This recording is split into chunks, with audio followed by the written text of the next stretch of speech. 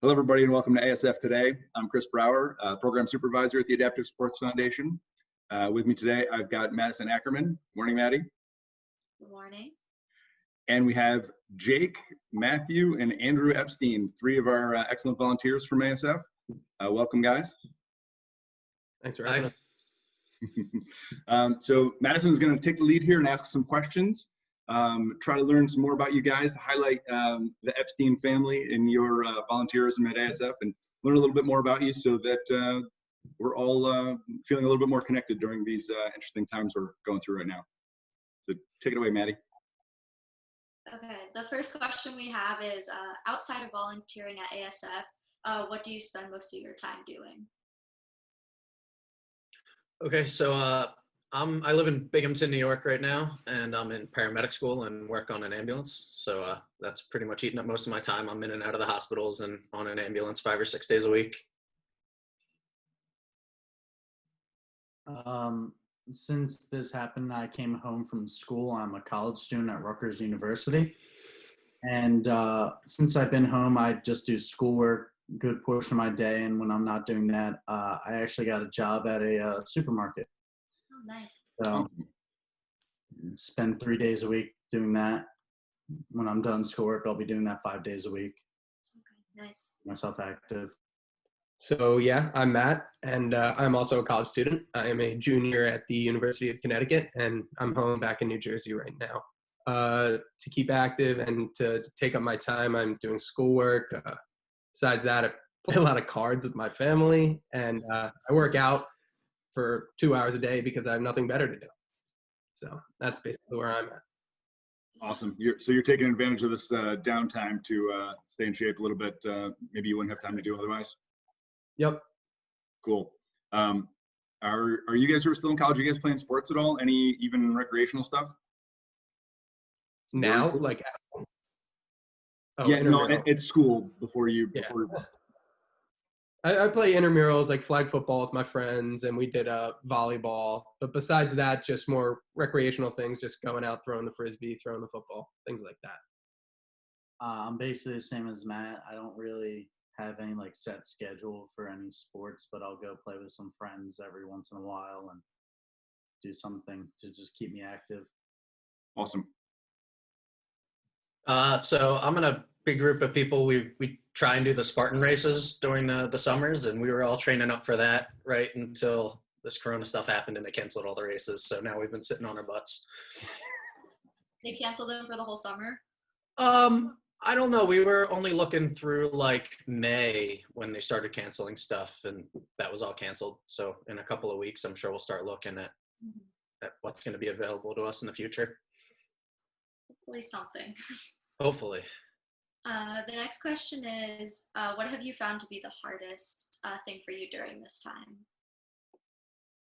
I honestly think I have it a lot easier than most people because just my job and my school, like I still see people every day and I'm leaving the house 6 days a week, and that's awesome for my sanity. But I basically go to work or school and come home. I don't really hang out with friends anymore or anything like that. So that's definitely probably what I miss the most. Same with Jake. It's not as hard just because I got a job and I do see people. I work 8 hours a day, 3 days a week, and it's not like I'm only seeing the same 3 people day after day after day after day. So it's not as bad.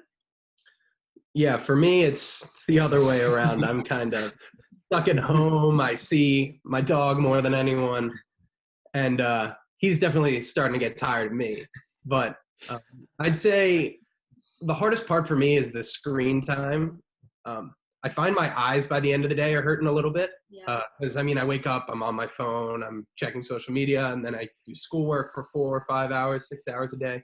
And then I go back and watch the news, I watch TV. And really my only downtime is like working out, but then still I'm putting on like videos on my phone to tell me how to work out. So it's kind of like a catch-22 where there's not much I can do besides use technology all day, every day. I've been getting headaches every day from looking at screens all day. And I just pressured Maddie to do this interview with me, so now I feel guilty. Great, Maddie. It's all your I fault. ordered blue light glasses, so I don't even know if they'll work, but they're Ooh. supposed to help with like headaches and I was protect your considering eyes. them, yeah. Let me know if they work. I'm interested. Yeah, my I whole also wanted family to was do- all ordered them, so we'll see. Yeah. I also just want to not be on screens, but that's different. Well, now it's raining today, so you can't even go outside. Exactly. Like a day that we might be able to not be on screens all day. It's going to be rainy and miserable out. Yep. All right, so I have a question, Maddie and Chris. You guys are still in Wyndham. Are the trailheads busy? Or are people out there hiking on the nice days? Or Yeah, so I've been avoiding stuff on the weekends. I've been like, if I needed to leave the house for another reason, I would drive out and just check the trailheads just to be out of the house for a little longer, go for a drive. And every parking lot is very busy. yeah, that's kind of the problem. Catterskill Falls is closed. The forest ranger who's in charge of that area, he just sits there with a ticket book open and writes tickets to people. Because it's a spot that's too small and too narrow to give each other appropriate space, and it's too busy of a trailhead. It's kind of one way in and one way out. So that's closed. There's some other spaces in the Hudson Valley that are closed. I'm not sure about the high peaks. I haven't heard anything about up in the Adirondacks, but here we've been managing it by kind of going early in the morning, going midweek, going to places that, because we're local, we know are a little less popular. Right. And that's worked out for us. And I've experienced a little bit of people being respectful and a little bit of people seeming like they don't care. So, it's a mixed bag, but yeah. Have you guys noticed any differences in, you guys are in a little bit more urban area than Maddie in Greenville and myself here in Wyndham. Is traffic less? What's going on where you guys are in that sense? It feels like it's really dependent on the weather. I spend a lot of my days out on the road, and the nice days, it seems like people are just out going for drives and are like, okay, I'm going to go walk around Walmart because I have nothing better to do. And then the gloomy days, it seems like people are really staying inside and the roads are pretty empty. Yeah. What about in Jersey? In the beginning, there was no one on the roads, but lately it's been getting a little bit busier. And so it's just how people are viewing it. It's going down a little. So people are like, oh, I can go outside now. Yeah, there's pent-up demand for going places, for sure. Cool. Okay, I have another question. And other than skiing and snowboarding, are there any other hobbies and sports that you guys do? So I love kayaking and hiking. This winter, I started getting into an indoor rock gym, and I've been slowly exploring the sport of rock climbing. I went outdoor rock climbing a couple weeks ago for the first time, and it was super awesome. But any excuse I can get to go hang out in the mountains and kind of just enjoy the outdoors. Nice. Me personally, I just like spending time with friends. I'll throw around a football with them, just hang out all the time at school when I'm not doing schoolwork. Yeah, I enjoy being outside, similar to Jake, but I also am similar to Andrew in the fact that, or as we call him, Spicy. I spend a lot of time with my friends. Like, I try to encourage my friends to go on hikes with me. We go on hikes at school. It's kind of fun. There's this place called Mansfield Hollow that it's just like a mile hike down to like a little quarry, which is super fun. We do that. When we go swimming, and there's like this little bridge that you can jump off of. We like to go to that when it's warm out. Besides that, hanging out with friends, throwing the football around, just normal college things, I guess you could say, going out. Well, we gotta roll that one back. Not everybody knows the story about Spicy. How did a upstanding young gentleman named Andrew become Spicy? Wow, this is like a hot family debate. But We all have it a little bit different. Ooh, I good, think we should good. just let Spicy tell the story of Spicy. All right. Okay. Yeah, be your own storyteller, please. So when I was in my third grade, we went to a place called the Great Wolf Lodge. At the Great Wolf Lodge, there's a wizard quest. For like the little kids, you can go buy a wand from the gift shop, all that. Go around the entire hotel, and you can play this game. I go up to sign in, make my account, blah, blah, blah. And I had an old nickname called Whitey because I'm so pale. We never called him Andrew ever. Yeah. And they didn't have it. So we're scrolling through the options, and my dad's like, why not spicy on here? I'm like, sure, why not? I use that for the duration of when we're at the Great Wolf Lodge. I come home, I tell my dad, I don't want to be called Whitey anymore. This is my favorite part of the story. Then I'm thinking to myself, you're not going to call a child by the name you gave him. And so he remembers Spicy from the Wizard Quest. He tells my football coach, catches on at football. And by the time I'm in high school, I have my principal and every other teacher, as long as every test, quiz, writing my name as Spicy. And had about 5 to 10 people a year come up to me and say, what's your real name? I only know you by Spicy. That's awesome. I feel like we could mic drop on this whole interview thing right now. Just end it right there. The real story of Spicy. In college, does everyone call you Spicy? Yeah. Yeah. That's how you introduce yourself. Okay. That's funny. I've got more questions, but we'll leave them on the interview. We'll wait till I we're think done. it's on your ASF name tag, right? No, it's not. Oh no, we got to change that. We know somebody. We can work on that. Yeah. Would it just be Spicy or Spicy Epstein? Well, I think it should be Spicy James, actually. is James your middle name? Yeah. Spicy James. We'll consider it. Maybe we'll have a poll and vote on it later. Yeah, what's the name I'm gonna say?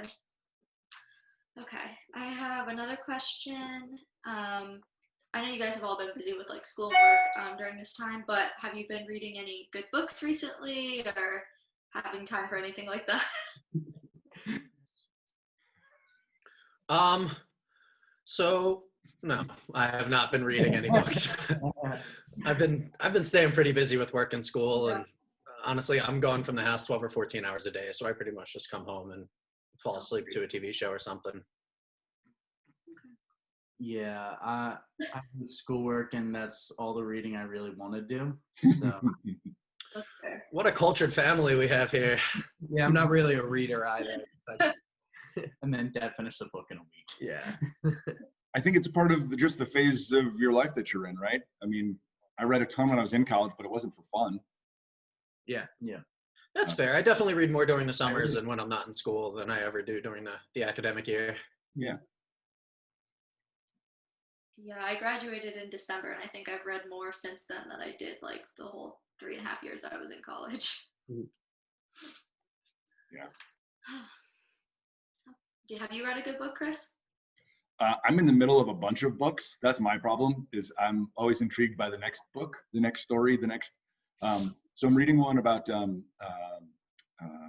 Lafayette, who was the Revolutionary War general that was actually a French like nobleman who came here as like a 19-year-old or something like that, and was one of our important revolutionaries fighting against the British.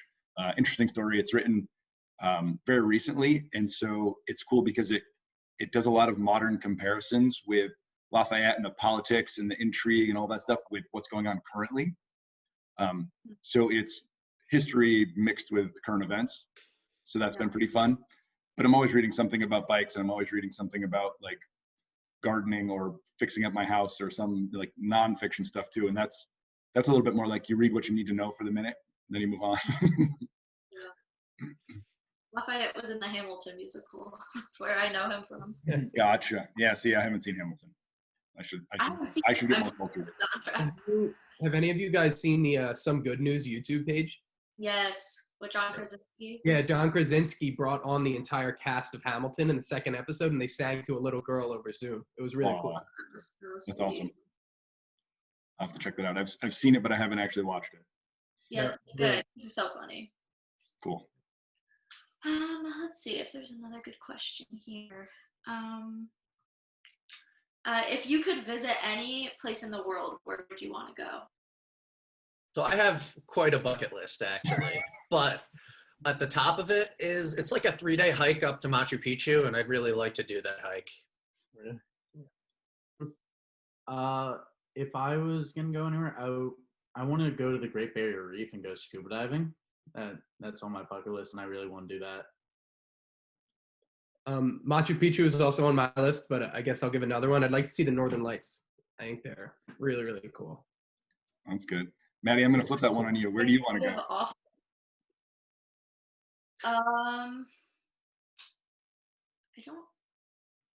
I'd like to go to Australia or Thailand. I think my brother went to Thailand and it seems awesome. I don't know. I want to go everywhere. Yeah, I have that problem. I want to never stop traveling, and I want to bring my bike everywhere. So that's another cumbersome piece to it. My really like obscure one that you would probably not guess is I want to go to St. Petersburg and I want to go to Moscow. I for some reason think that the history in those cities is really interesting, and I'd like to go see some of the architecture, which is very interesting. It's just a very different culture, and seems interesting to me. So not warm, not not beaches, not epic hikes. I had a 12-hour layover in Iceland, so I was there for like one night. So I'd like to go back because I really didn't get to see any of that, and that looks really pretty. Yeah, we were gonna go to Iceland for our honeymoon, and then we bought our Airstream camper, and you can't take that to Iceland really. If you're affluent enough, you could, I guess. But we drove to Nova Scotia, and that was incredible and epic. And we camped on the side of the ocean every night, and it was incredible. But yeah, Iceland's still on our to-do list. Yeah, it seems nice.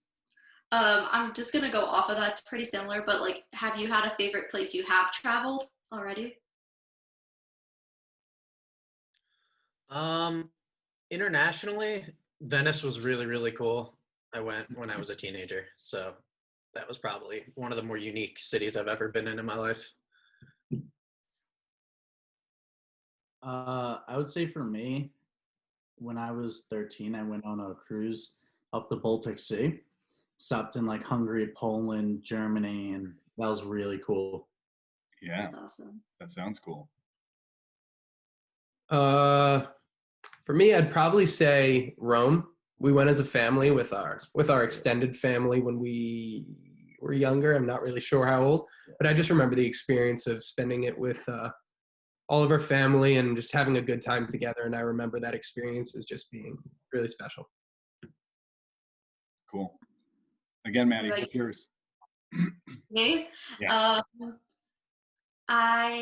I love Spain. I went to Valencia, which is a really, really cool city. But also I went to Switzerland and Interlaken, and that is just like insanely beautiful.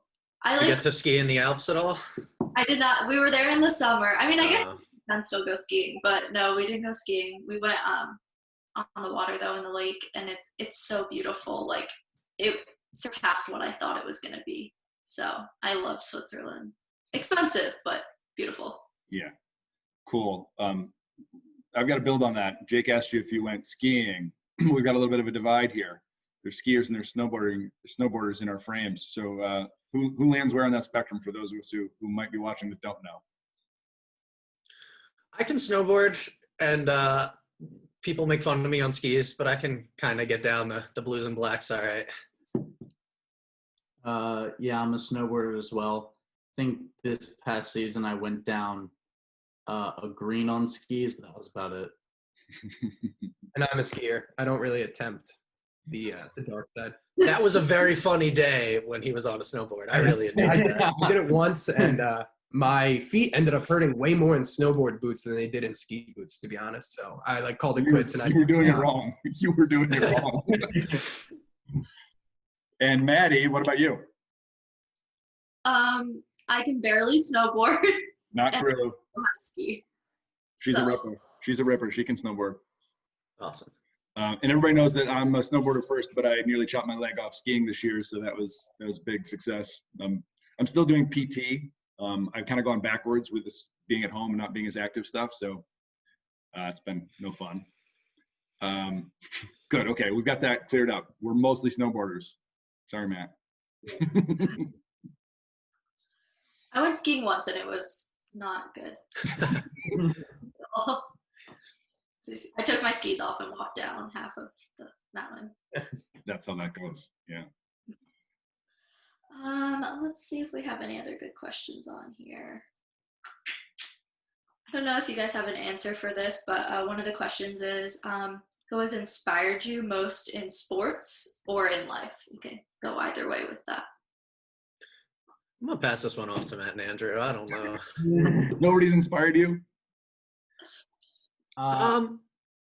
No, I don't. I look at the people around me, and there's always somebody doing a better job than you, and you just try and learn from them and get there one day. It's kind of how I look at it. That's a great answer. I would just say our father, because he just showed us like what it means to be a good person throughout life and how to live it to the fullest. I'd probably say my students back at ASF, the people who I work with, the co-instructors that I instruct with. And I definitely think that ASF as a whole has taught me more than anything else in my life. And just kind of absorbing the atmosphere there, it's inspired me to be the best person I could be, to improve my skills at skiing and improve my skills at communicating with people. And I definitely think that the co-instructors as well as the students have kind of inspired me in a different way than I've been inspired. Nice. Awesome. This is kind of a weird question, but it just reminded me. Do your parents ski or snowboard, or did you guys get into it? So our mother skis. She skis 3 hours a day on Saturdays and has a blast doing it. Our father doesn't ski. He used to, and then he got hurt. He got clipped by one of the young racers one day and fell on his shoulder wrong, and decided not to get surgery on it. But he doesn't like to ski anymore because more of the mental aspect of it, I guess you could say. So I want to build on what Matt said about ASF a little bit, just because it's it's relevant. How long have you guys all individually been teaching, and then maybe why did you start? How did you find ASF, and what brought you in?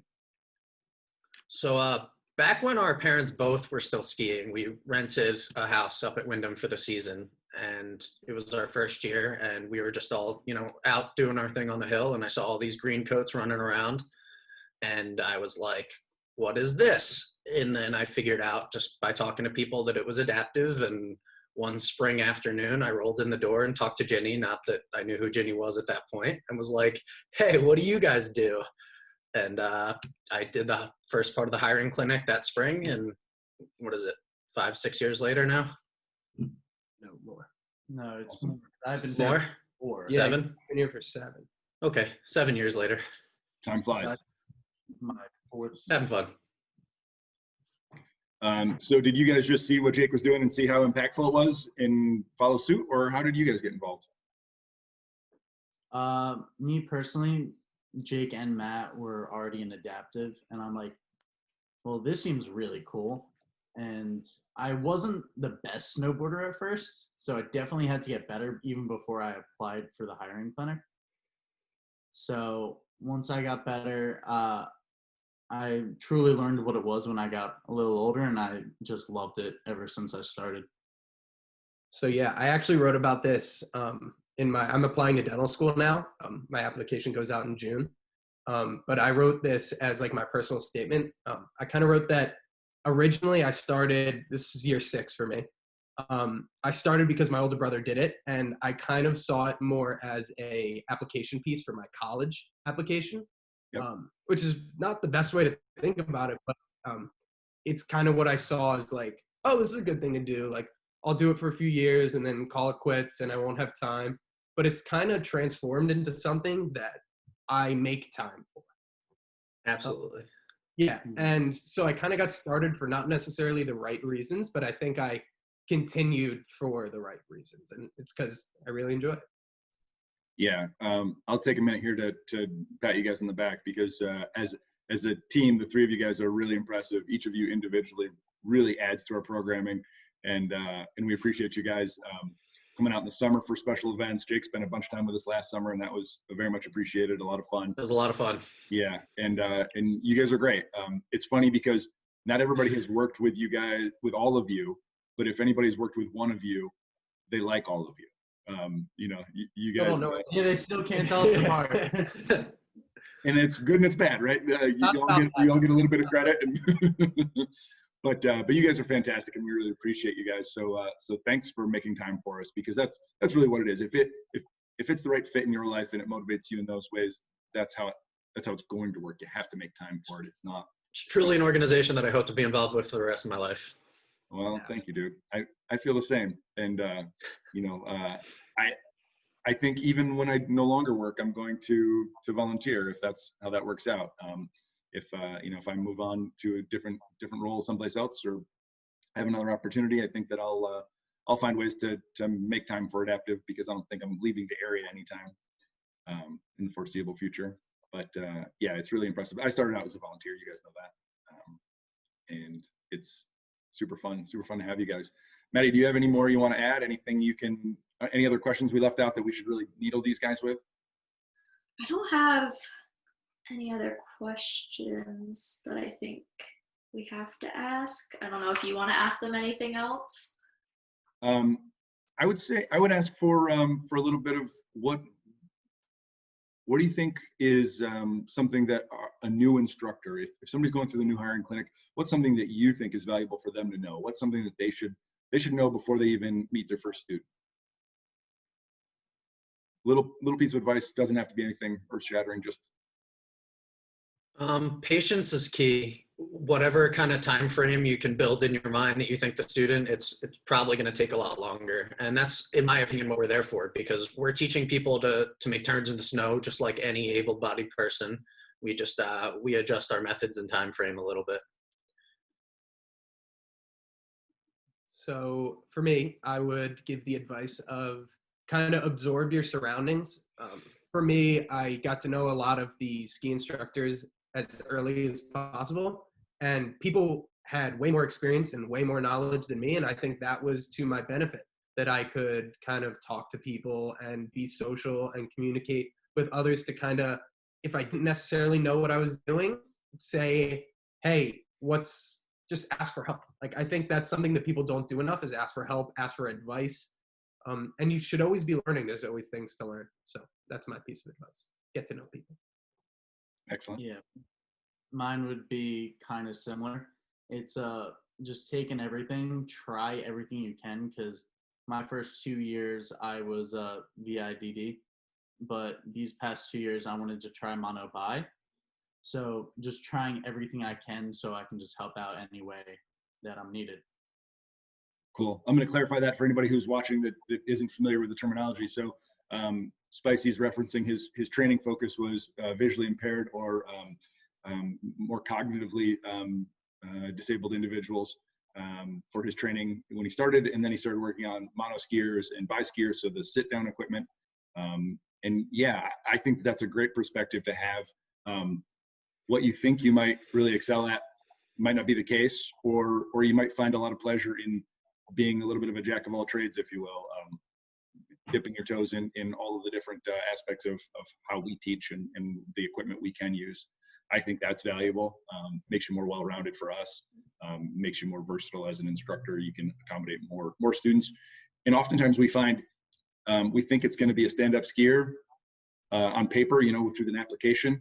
Then they show up and we do some assessments on the spot, and we learn really quick that, oh wait, we're gonna need a bi-ski. And so it's good if you can be the instructor who says, I know both worlds a little bit, and I think we're gonna be more successful here or there, and have good, you know, solid reasoning behind your decision making. So I think that's great advice. All three of you gave great advice. I think without patience, none of the rest of it matters. And the networking piece, the socializing piece, I think that's a big part of what's rewarding for me, for our instructors. I think a lot of times the social part, just connecting with more people who have a passion for skiing or riding, and a passion for being the good, helpful people that you have to be to come and do a great job with us. So all great advice. Anything else you guys would like to say, or Maddie, anything else you'd like to say before we sign off here? I don't have anything else to add. I think we're all good. No, you guys are good. Awesome. I'm gonna turn off the recording and then chat with you guys for just a second on camera, off record, and then we'll say goodbye. But thank you guys very much. We appreciate your time. Thank you. Yep. Give me a second here.